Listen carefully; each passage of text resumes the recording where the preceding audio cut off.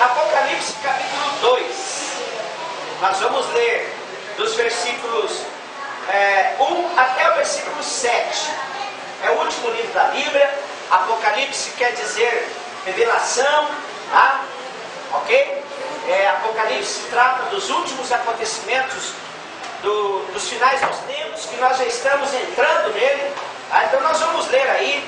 Eu estive falando aí, divulgando que nós estaremos pregando aqui nas quartas-feiras sobre as 7 cartas do Apocalipse.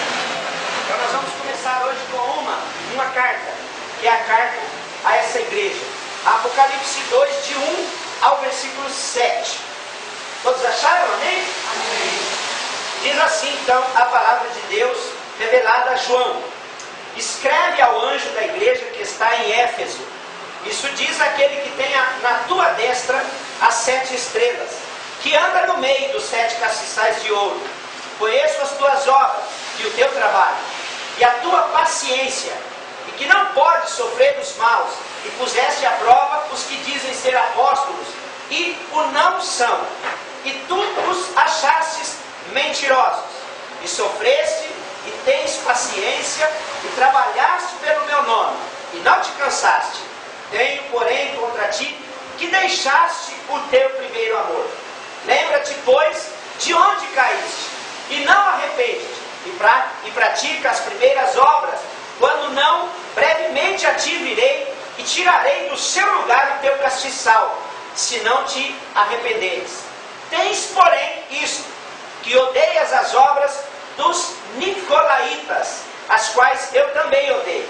Quem tem ouvidos, ouça o que o Espírito diz às igrejas. Ao que vencer, dar-lhe-ei a comer da árvore da vida que está no meio do paraíso. Para quem estava ontem lá no curso, os irmãos perguntavam: nós vamos comer lá no céu? Olha aqui, o texto já acabou de responder, né? Amém? Ao que vencer, dar-lhe-ei de comer da árvore da vida que estará no meio do paraíso de Deus. Eu gostaria de saber quem são as pessoas que estão hoje aqui pela primeira vez. Levante a mão. Nós temos vários, né? Amém? Ali, a Carla aqui. Amém? Deus abençoe. Que o Senhor possa abençoar muito a vida de vocês. Estamos felizes de recebê-los aqui nesta noite. Amém? No nome de Jesus. Queridos, não quero me alongar muito, né? Apocalipse é um livro bastante curioso, né? Desperta muita coisa interessante daquilo que Deus tem para revelar para a humanidade inteira, tá? Nós vamos falar não vamos falar sobre a escatologia em si, mas vamos falar sobre as 7 cartas que foram escritas por esse homem de Deus, pelo apóstolo João, tá? João aqui, quando ele escreve esse último livro, João já estava por idade de quase 100 anos, tá? Ele era um grande pastor naquele período. João foi o único dos apóstolos de Jesus que não morreu de uma morte natural. Tentaram matar João, a despeito dos outros apóstolos, que todos morreram de uma forma horrível, ou com uma espada, ou arrastado na rua, ou enforcado. Todos os discípulos de Cristo, apóstolos, morreram dessa forma. João, que era aquele mesmo João que inclinou a cabeça no peito de Cristo, por isso ele era chamado de o apóstolo do amor.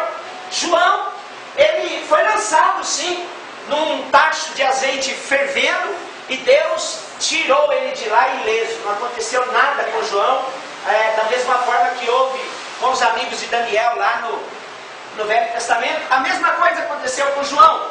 Deus o tirou daquele tacho de azeite fervendo. Isso para mostrar que para Deus não existem coisas impossíveis, irmãos. Quando às vezes o diabo ele quer decretar o nosso fim, quer decretar o teu fim, Deus sempre vai dizer assim: olha, não é o teu fim, é o começo de uma grande história que eu vou escrever na sua vida. Amém. E foi isso que Deus fez com João. Tirou ele daquele tacho de azeite. João depois foi preso em uma ilha, né, de pedras, e ali, aonde o diabo às vezes pensou, né, e tinha dito: João, já era para você, aqui agora você é um prisioneiro nessa ilha de pedra, nada mais vai acontecer com a sua vida. Deus fala para o diabo: não é o fim de João, aqui eu vou revelar o maior dos acontecimentos para a humanidade, que são os últimos acontecimentos dos finais dos tempos. E Deus começa a revelar para João coisas incríveis ali, e ele começa a escrever essa carta. João estava com quase 100 anos. Depois ele foi tirado dessa ilha de Patmos, né? E foi levado de volta para a cidade de Éfeso, que é onde a carta é endereçada. E João conta a história, né? Os historiadores hebreus contam isso, que João já estava quase sem enxergar e sem andar direito, por já estar numa idade avançada, e os jovens amavam João. Os jovens gostavam de ouvir João pregar.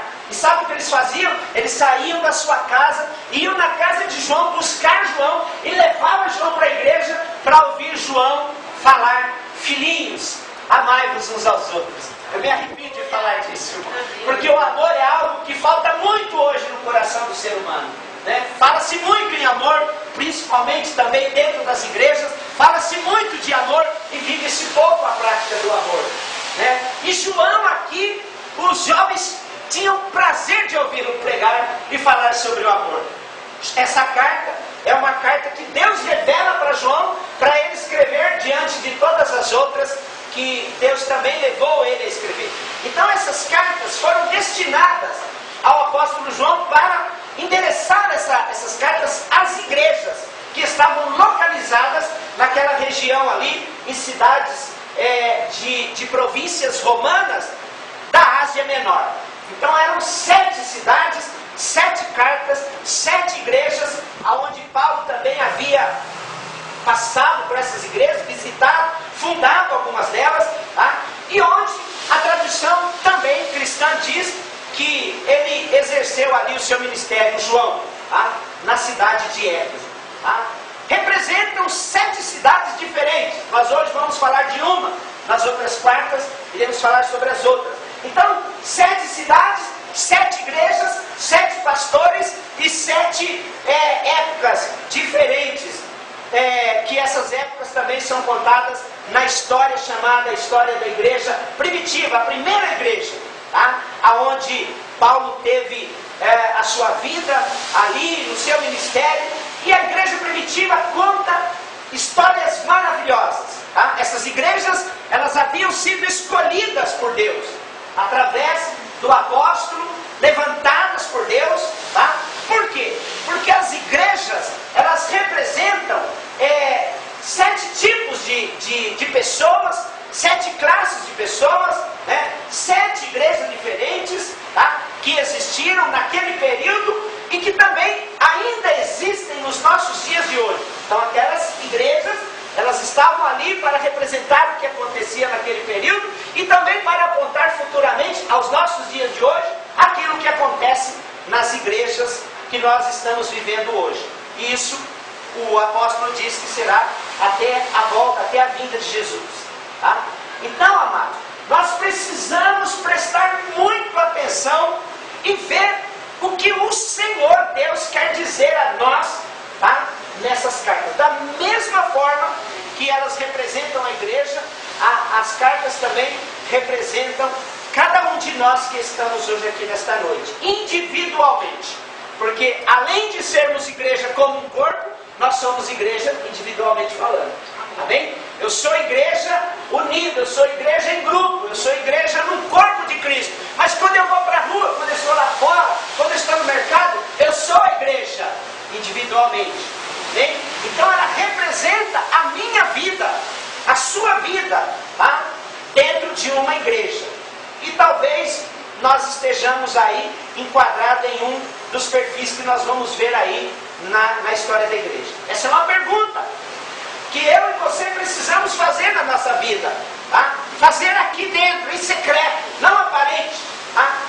É entre você e Deus, porque Deus está nos chamando para um momento de atenção para o que está acontecendo hoje no palco mundial. Então, precisamos prestar muita atenção ao que Deus está recomendando a João naquele período e para mim hoje, para você que está aqui nesta noite.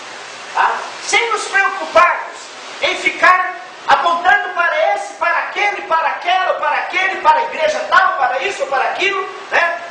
Sem ficarmos tentando classificarmos uns aos outros. A chamada de Deus hoje nesta palavra não é para a igreja tal, não é para o pastor tal, não é para o fulano tal, é para nós que estamos aqui nesta noite. Amém. Deus quer falar individualmente pessoalmente, através do Espírito dele, individualmente. Então, conforme João aí, no Apocalipse capítulo 1, ele vai contar, é interessante porque no Apocalipse 1 mostra um Cristo que havia sido morto e ressuscitou. Capítulo 2 e 3 ele vai falar das cartas. E do capítulo 4, João vê a igreja do qual Cristo havia sido ressurreto, a igreja sendo arrebatada e entrando com Cristo na glória. Mas nós vamos falar só sobre as cartas, porque esse livro foi escrito para 7 congregações na Ásia, né, que atualmente hoje é a região ali da Turquia, tá? Por 2000 anos. Os estudiosos têm imaginado por que uma mensagem tão forte, tão poderosa, tão importante seria enviada para essas 7 igrejas, já que elas não eram mais importantes, nem mesmo nos seus dias, né? E principalmente agora, porque hoje o que se vê naquela região com relação às igrejas daquele período são só ruínas. Éfeso, por exemplo, Éfeso foi um palco de adoração a uma deusa chamada deusa Diana, onde Paulo pregou num período, foi açoitado, foi perseguido por pregar contra um Deus que não era um Deus que trazia vida, era um Deus que amarrava, era um Deus que aprisionava, era um Deus que deixava as pessoas cegas, mas não enxergavam o Deus vivo e verdadeiro que a Bíblia ensina. Isso acontece muito hoje, nos dias atuais. Éfeso era uma cidade da Ásia Menor, tá? Uma cidade onde, naquele período, ela foi muito influente. A igreja estava lá, não era uma igreja tão grande, mas ela estava lá como as outras também estavam, e também não eram tão grandes. Tá? Por que o livro foi escrito para a igreja atual, daquele período e atual? Por que Deus não escreveu diretamente para Roma? Certamente porque Deus já sabia de tudo, né? Deus sabia que Roma, pela sua influência naquele período, ela seria a capital do cristianismo, tá? E por uma grande parte da história da igreja, tá? Era o endereço perfeito para uma mensagem. Ou por que Deus de repente não escreveu para Jerusalém, que teve também o seu papel importante, vultuoso, no período de toda a história bíblica? Deus sempre teve algo para mostrar com relação ao povo de Jerusalém, que foi onde a igreja nasceu.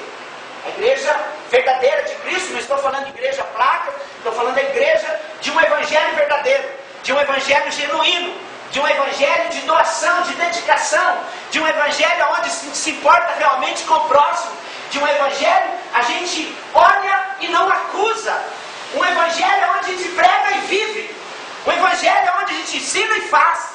É esse evangelho que nós estamos falando, não de placa de igreja, né? Eu costumo brincar que se placa de igreja fosse boa, ela não ficava do lado de fora tomando chuva, a gente colocava lá no púlpito, não é verdade? Quando Cristo vier buscar a igreja, Ele não vai falar, eu quero aquela igreja ou aquela, não, Ele vai buscar todos os salvos, os redimidos, lavados e comprados pelo sangue dele, que o receberam como Senhor e Salvador da sua vida. Então, a resposta, irmãos, está na descoberta a essas cartas, desses 2 capítulos aí, 2 e 3 do Apocalipse. Tem um propósito muito grande e também específico, tá? Porque elas podem, na verdade, serem lidas, tá? Com 4 níveis de aplicação.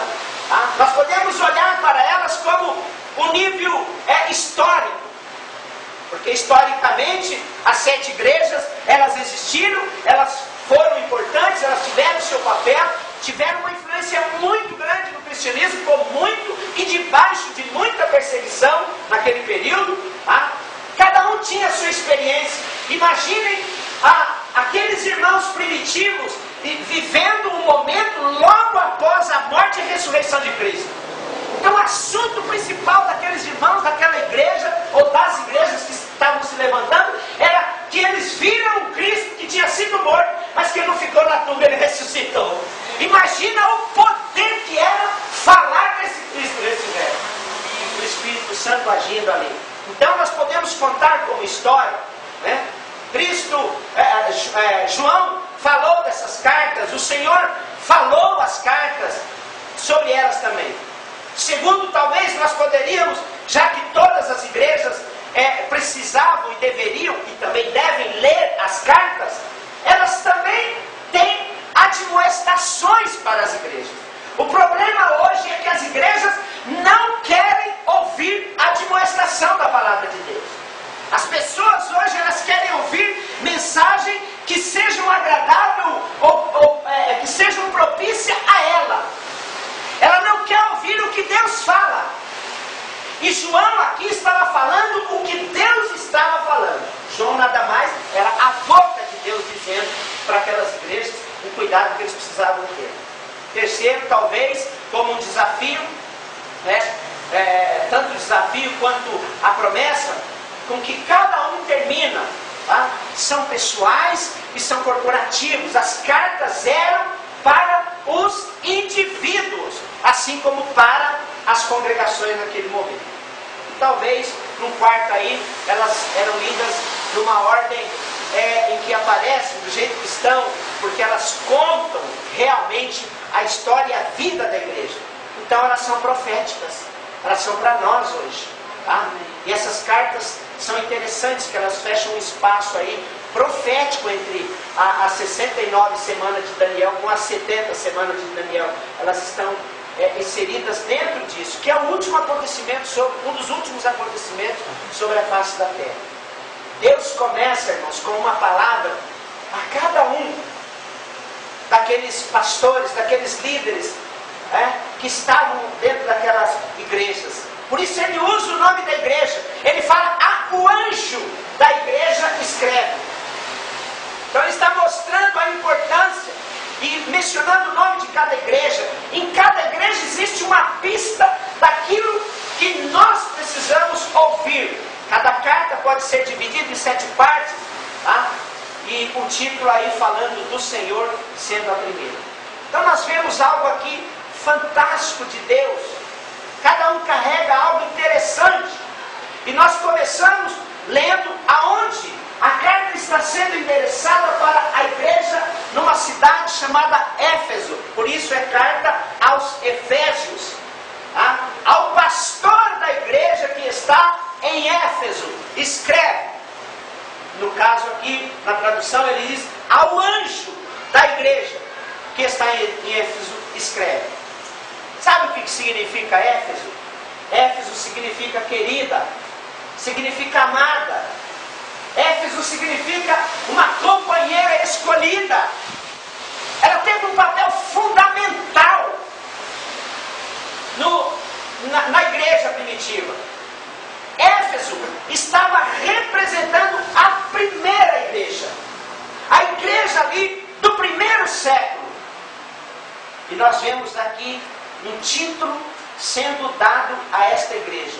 Quando ele diz, isto diz, aquele que tem na sua destra as 7 estrelas e que anda no meio dos 7 castiçais de ouro.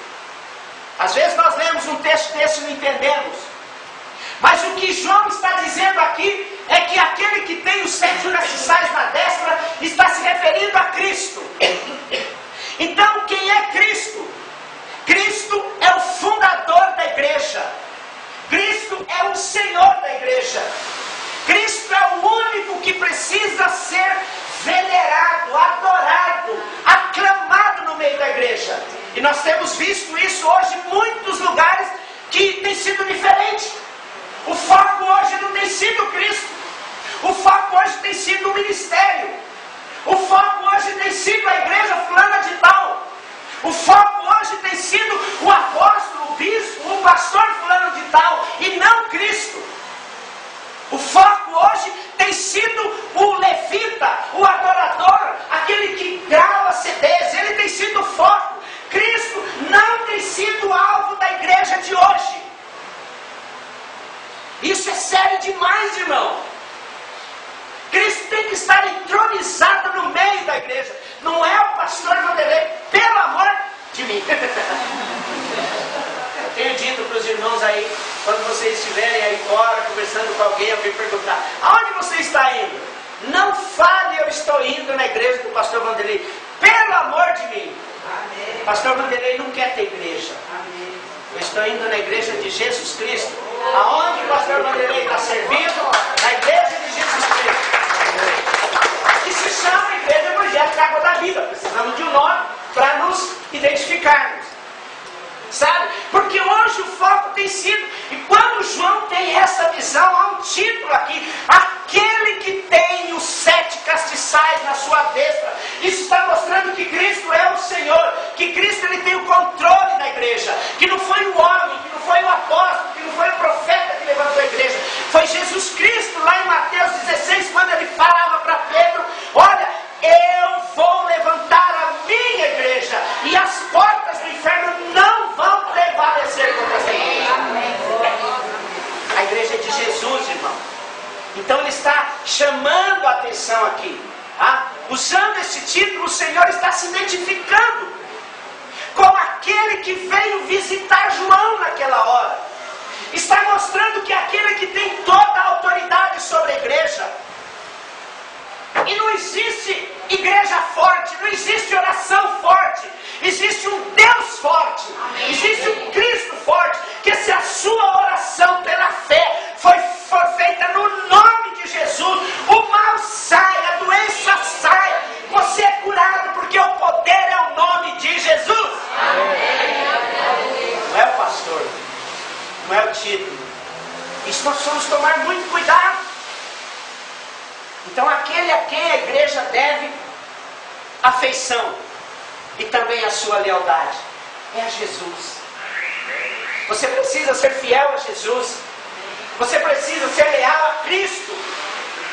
E ele faz aqui também uma menção honrosa. Ele fala: eu conheço as tuas obras. O Espírito de Deus fala a mim e a você nesta noite: eu conheço as tuas obras e o teu trabalho.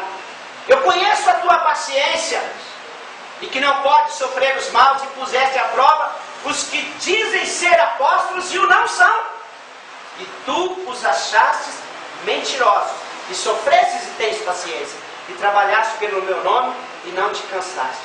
A igreja de Éfeso aqui, queridos, ela estava trabalhando incansavelmente para permanecer e para ser uma igreja verdadeira em relação ao Evangelho. Eu quero dizer aos irmãos, hoje está difícil. Nós vemos, não impossível, não estou generalizando, mas está difícil hoje, pelo montante de coisas que nós temos visto nas televisões, os escândalos, nas igrejas, pastores, padres, sacerdotes. Está difícil hoje, não é verdade?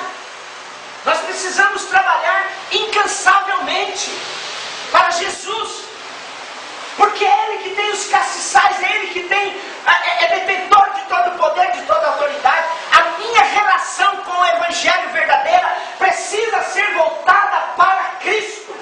Ele precisa ser o foco, porque senão nós vamos estar correndo atrás do vento e perdendo tempo. Há uma crítica também aqui. Ele fala: tenho porém contra ti que deixaste o primeiro amor. A igreja, por muitos acontecimentos, por tempos que se passaram, naquele período não diferente dos períodos de hoje, havia muitos escândalos, havia muitas seitas que vinham e entravam dentro das igrejas, e eles começavam a misturar as coisas, misticismo, gnosticismo, e começavam a misturar dentro das igrejas, e o povo começou a ficar confuso. Não é diferente do que vemos hoje. Nós vemos as pessoas hoje confusas. A igreja já se tornara tão ocupada com o seu serviço ao rei, que acabou esquecendo do próprio rei. Nós estamos hoje como igreja tão preocupada em fazer o que é bom, aquilo que nós vemos na Bíblia, aquilo que lemos na Bíblia. Nós estamos ocupados em fazer o melhor para Deus, mas nós esquecemos do melhor que é Ele. Esquecemos de doar a nossa vida. A relação que Ele buscava estava se transformando numa outra religião. Que o nosso coração, amado, possa ser de Jesus Cristo, possa ser voltado para Ele. E ele vai falando, faz uma admoestação aí dizendo: lembra-te, pois, onde foi que você errou? Aonde foi que você caiu? Quantas vezes nós vemos dentro das nossas próprias igrejas, amigos nossos, irmãos comentarem: puxa, olha, que bom aqueles tempos. Eu ouço essas músicas que vocês têm cantado aqui, colocado, músicas que a gente cantava já há muito tempo atrás. Músicas que quando a gente chegava num salão, numa reunião, e começava a tocar, o povo caía no chão, chorando, se arrependendo diante de Deus, pedindo perdão nas vigílias, pedindo: Senhor, eu quero me livrar do pecado, eu não quero ter uma vida dupla, eu quero ter uma vida de consagração ao Senhor, eu quero estar diante do Senhor, porque se eu continuar nesse caminho, eu estou vendo o inferno e eu não quero ir para lá. Hoje, as pessoas não temem isso. O pecado entra dentro da igreja e as pessoas sofrem, se amarguram, se destroem. Quantos hoje não estão afastados da presença de Deus por conta disso? Mas Deus está fazendo um chamado a cada um de nós nesta noite: arrepende-te e pratica as primeiras obras. Quando não, brevemente eu virei a ti e tirarei do seu lugar o castiçal. Se não, já pensou, irmão? Você já imaginou o que é uma igreja sem Jesus? Você já imaginou se Cristo não for presente na minha e na sua vida? Você já imaginou se Cristo não estiver no seu lar, na sua família? Você já imaginou se Cristo não estiver com você no seu emprego, no seu trabalho, no seu dia a dia? O que seria da minha e da sua vida se não fosse Jesus? A Bíblia diz que Ele é tudo em todos. E Ele é para todos. É o melhor de tudo, é isso. Não há um coração arrependido que Deus despreze. Aliás, tenho dito muito isso, é tudo que Deus quer, é um coração arrependido. E Ele fala que: se não te tirarei o seu castiçal do seu lugar, se não se arrependeres. Tens, porém, isto, que odeias as obras do Nicolaítas, as quais eu também odeio. Sabe o que Deus está querendo dizer a mim e a você nesta igreja, para você hoje nesta igreja e para toda a igreja? É que é para nós voltarmos a fazer o que nós fazíamos antes. Volte a fazer o que você fazia antes. Volte a se reunir com as pessoas em amor. Volte a abraçar as pessoas. Coisa mais difícil hoje é a gente ver uma pessoa abraçando outra. E tudo que nós necessitamos como ser humano é de um abraço, porque é um abraço puro, irmão. Volte a se reunir com a sua família em casa. Volte a chorar diante de Jesus. Volte a ter vontade de não ver a hora de você estar numa reunião igual a essa, ouvindo a palavra dele. Volte a amar a Jesus, não porque Ele tem que mudar o seu casamento, porque Ele tem que te dar uma casa, porque Ele tem que te curar, porque Ele tem que te abençoar. Deus não tem que fazer nada disso, porque Deus não é empregado, Deus é Senhor. Amém. E quando nós estamos aos pés dele com o coração aquebrantado, compungido, Ele próprio diz que as bênçãos que Ele tem, todas elas virão sobre a nossa vida. Amém. A cura virá sobre a sua vida, a alegria brotará no seu coração, a esperança nunca morrerá na sua vida, o amor brotará novamente. Você vai se condoer quando você vê alguém passando uma necessidade. A alegria do Espírito Santo vai invadir o seu interior novamente. Você vai abraçar as pessoas, porque há um Cristo poderoso, há um Senhor grande, há um Senhor alegre dentro de você, que quer trazer cura.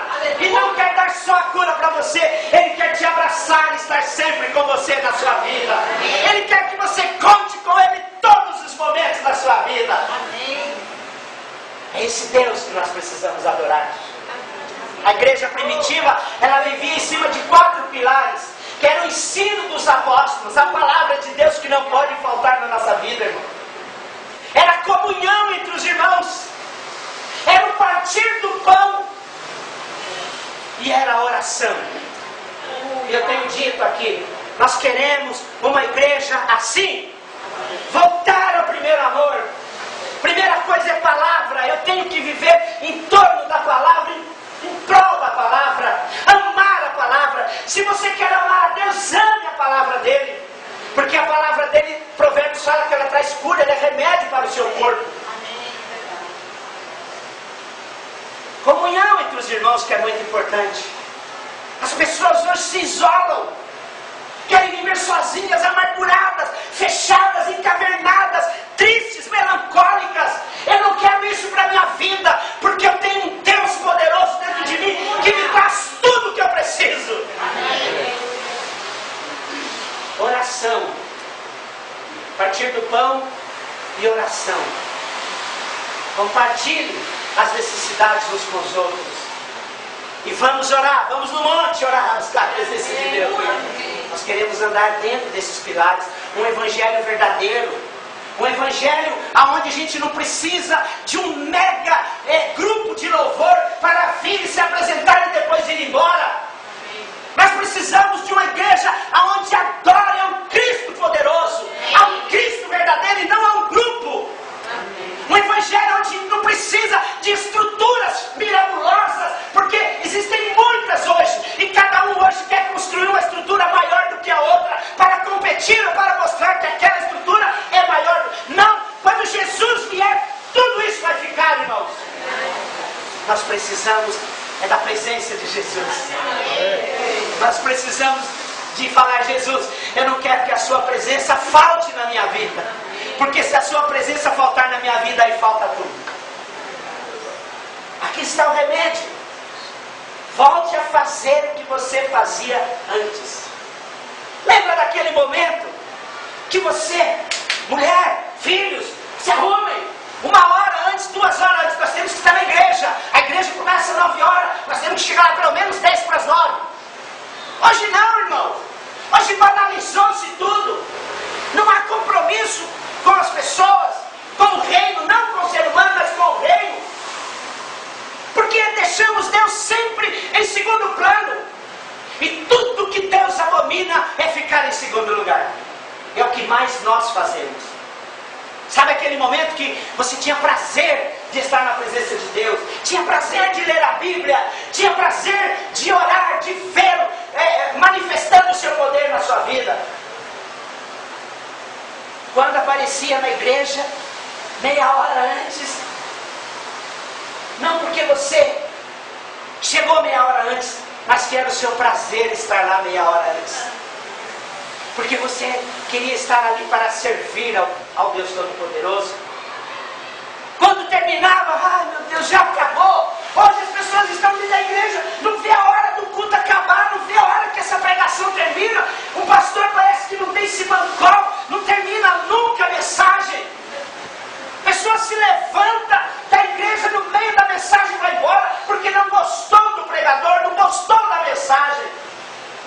Jesus hoje está dizendo no meio da igreja: arrepende-te das tuas obras. Como era gostoso falar com o Senhor. Como era gostoso ir no monte orar.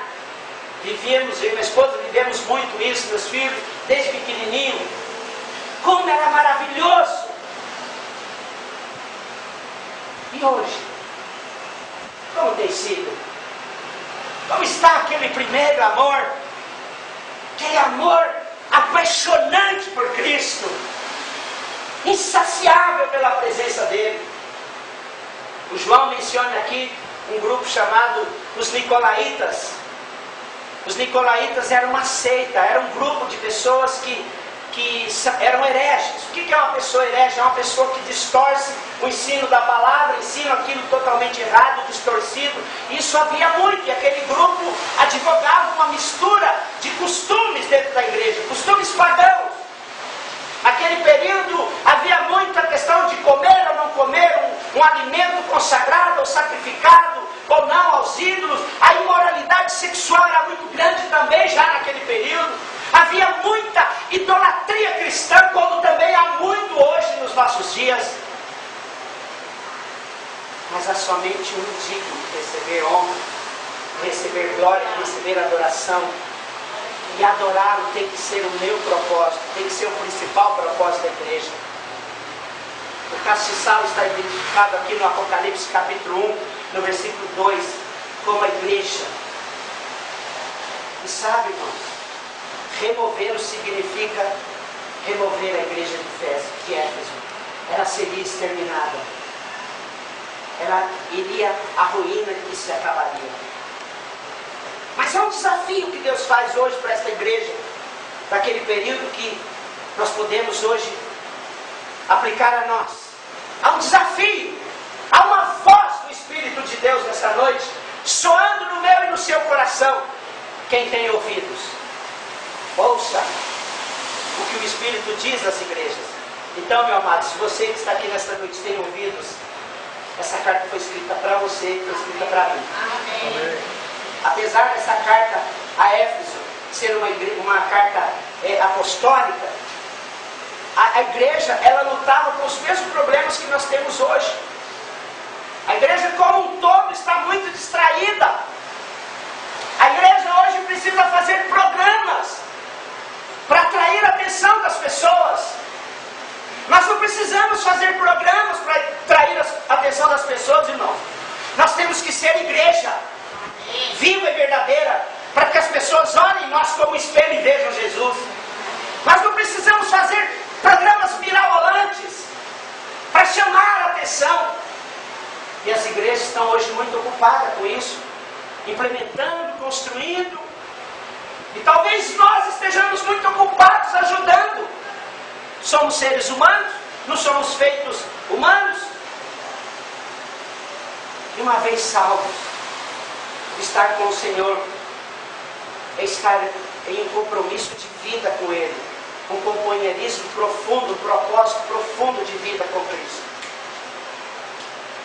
Deus nos alerta hoje. Não é fácil pregar uma mensagem dessa, porque hoje os pastores estão com medo de pregar para o povo que pecado vai levar ele para o inferno, vai levar ele para a condenação eterna. Tem igreja que proíbe até falar sobre pecado para não ofender esse ou aquele, para não machucar esse ou aquele. As pessoas precisam ouvir que há um mal muito grande que afasta ela de Deus, e esse mal se chama pecado. É o maior câncer que a humanidade já teve, e que se ele não for curado, ele nunca vai viver na presença de Deus. Mas ele faz uma promessa: ao que vencer. Você quer ser um vencedor? Amém. Ao que vencer, dar-lhe-ei de comer da árvore da vida que está no meio do paraíso de Deus. Por causa da ênfase nas boas obras e nos programas na igreja hoje, muitas pessoas estão se denominando cristãos, se consideram membros de uma igreja. A igreja hoje tem sido uma igreja apóstata. O que é apostasia? É isso que João, através dessas cartas, está alertando a igreja. Apostatar-se da fé é largar a fé, é virar as costas para Deus. E hoje tem acontecido muito isso dentro das nossas igrejas. As pessoas estão na igreja, mas elas não são igreja. Elas não encontram tempo para estar com o rei, que estão até servindo. Elas não encontram tempo para receber dele o perdão. Vivem debaixo de uma amargura, de uma maldição, de uma depressão, porque não encontram o perdão do rei. Não se usufrui da mesa que o rei preparou. E eles vão ficar muito chocados. Muito chocados. Quando Jesus disser o que ele fala lá em Mateus 7, 23. Quando todos estiverem na presença dele: nunca vos conheci. Apartai-vos de mim, vós que praticais a iniquidade. Sabe, irmão, isso aqui é uma palavra dura, mas é uma palavra que precisa chocar o nosso coração. Nós precisamos voltar para Deus. Nós precisamos correr para Deus. Cantamos aqui: o melhor lugar do mundo não é a minha chácara, não é a minha casa, não é o meu carro. não é o meu emprego, não são os meus amigos, não são as bebidas. O melhor lugar do mundo é a presença de Jesus. Isso não pode faltar na nossa vida, igreja. Jesus não pode faltar na sua vida. Jesus tem que ser o prato principal na sua casa. Ele tem que assumir o primeiro lugar na sua vida, no seu coração, no seu casamento, no seu emprego, na sua chácara, no seu carro. Ele tem que estar ali em primeiro lugar, igreja. Porque se ele assumir o primeiro lugar na sua vida, você será grandemente abençoado por ele, recompensado por ele. E essa carta, ela traz uma mensagem a mim hoje e a você, uma mensagem pessoal, a cada indivíduo presente nesta noite, que talvez hoje você e eu estejamos tão ocupados. A irmã Silvia falou da Maria, Marta, né? Talvez hoje nós estejamos tão preocupados com isso, com aquilo, com as atividades, que não sobra tempo para a gente buscar a Deus.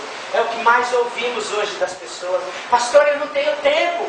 Pastor, eu trabalho. Pastor, é meu emprego. Pastor, é meu serviço. Pastor, é minha escola. Pastor, é o meu passeio. Pastor, é a minha família. Deus nunca disse que isso é errado.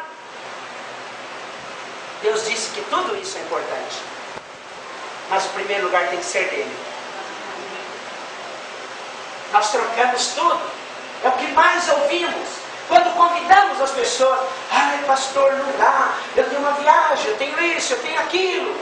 A igreja hoje está tão preocupada em fazer, em buscar, em sobreviver, que está esquecendo de se ajoelhar aos pés do Senhor e adorá-lo.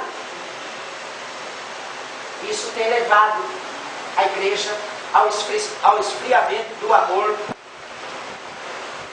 que por sua vez tem apagado o testemunho, e as pessoas não veem mais Jesus na nossa vida. Sabe o que as pessoas veem hoje? Muitas pessoas que estão dentro das igrejas, a gente vê isso constantemente. Eu ir para a igreja que aquele cara lá vai, que aquela pessoa lá vai, que aquela irmã vai, eu não quero ir nunca, eu passei longe daquela igreja. Por quê, irmão? Porque o testemunho da pessoa não condiz com o que ela fala. Porque não é vida. Porque as pessoas olham para ela e não vê Jesus nela. Ela vê um crente altivo. Ela vê um cristão arrogante. Ela vê uma pessoa cheia de si. Ela vê uma pessoa que na igreja é uma coisa, em casa é outra, com a sua esposa, com seus filhos, com a sua família. Ela vê uma pessoa que dentro da igreja fala uma coisa, no seu serviço é outra, com o seu patrão, com os seus empregados. O testemunho não condiz, porque o amor se esfriou, porque não adora mais aos pés de Cristo. E o Senhor nos chama a atenção nesta noite, nesta igreja de Éfeso. E Ele faz um convite a mim e a você nesta noite. Volte ao primeiro amor. Sabe aquele amor gostoso? Aquele amor prazeroso de servir a Deus com alegria, com liberdade, e de servir a Ele por aquilo que Ele é, e não por aquilo que Ele faz. As igrejas hoje estão cheias de pessoas que estão indo na igreja porque querem um Deus para resolver problemas. Deus não é só isso, irmão. Deus resolve os problemas, mas Deus quer estar sempre conosco, nos carregando, nos amparando, nos levando. Aí nós começamos a divulgar denominações, placas, grupos, homens, e não a Cristo. Cristo não tem sido o castiçal central de dentro da igreja. O verdadeiro testemunho começa com o que somos, e se manifesta naquilo que falamos e fazemos. E eu clamo hoje, como uma voz no deserto: vamos levantar uma igreja de amor, uma igreja verdadeira, que pregue sem acusar, que ame sem ficar apontando o dedo, que abrace sem falar, sem colocar coisas antes para poder abraçar. Vamos amar, porque Jesus está chamando a igreja para voltar ao primeiro amor. Essa era a igreja de Éfeso. Os nicolaítas estavam trazendo muita confusão dentro da igreja e a cabeça das pessoas estava ficando confusa. Não fique confuso. Receba a palavra do Senhor na sua mente, porque ela fará toda a diferença na sua vida, em o nome de Jesus. Amém. Arrependimento é o único caminho de volta para Deus. Deus está hoje falando a mim e a você. Gostaria que você fechasse os seus olhos. Nós já vamos encerrar.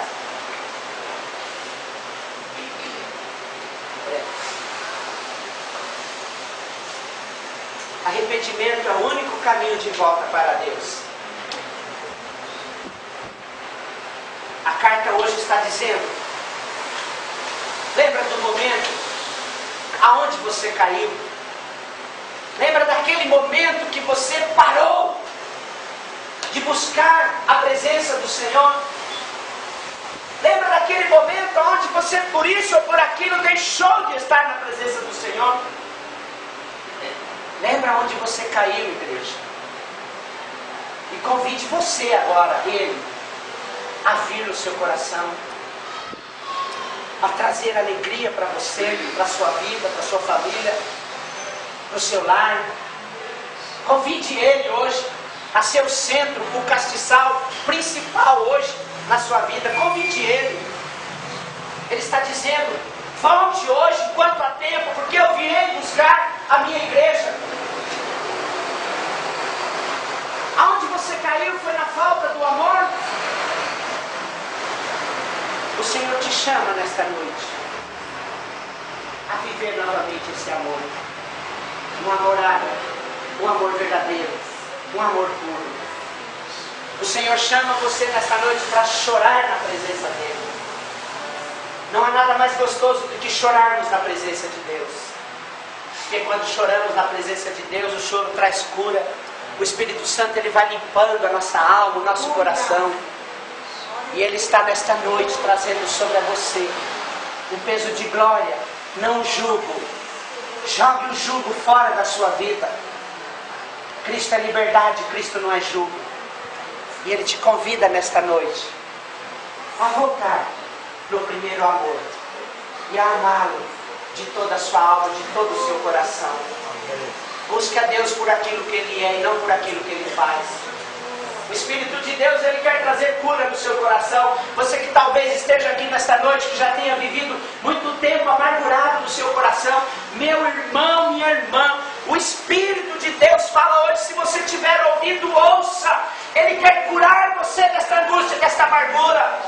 Ele quer te levantar em alegria nesta noite.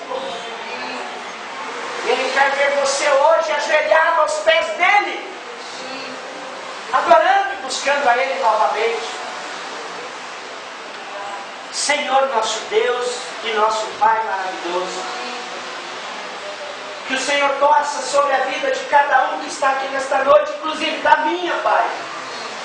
Porque eu preciso tanto do Senhor, Deus. Eu necessito tanto do Senhor e da Tua presença na minha vida. Há um povo, Senhor, para conduzir. Há um povo para cuidar, Senhor. E eu quero fazer as minhas palavras, as de Moisés. Eu não quero dar um passo se o Senhor não estiver comigo, Deus. Eu não quero ir aonde o Senhor não está, Pai. Eu não quero falar o que o Senhor não fala, meu Deus. Eu quero que o Senhor olhe para a minha vida e se agrade da minha vida, Pai. E quero orar para que seja assim na vida de cada um presente aqui nesta noite, Senhor. Eu quero ver esses irmãos abençoados, curados, restaurados, alegres, felizes com a Tua presença, Senhor. Levantados pela força do Teu Espírito, porque há pessoas nesta noite, Senhor, que não têm tido forças para lutar. Em o nome de Jesus, que o Teu Espírito os fortaleça nesta noite, Senhor, para que eles se levantem na vitória e na força do Senhor. Eu quero abençoar a vida de cada um nesta noite, no nome glorioso do verdadeiro castiçal que deve ser adorado, do verdadeiro castiçal que deve ser louvado, Jesus Cristo. Eu oro assim, Senhor, para que o nome do Senhor seja glorificado e nos dê a graça de vivermos dias felizes diante da Tua presença, sem nenhuma amarra na nossa vida, Pai. Mas que possamos olhar para o Senhor, que é o nosso autor e o consumador da nossa vida. Que seja assim, em o nome de Jesus. Amém.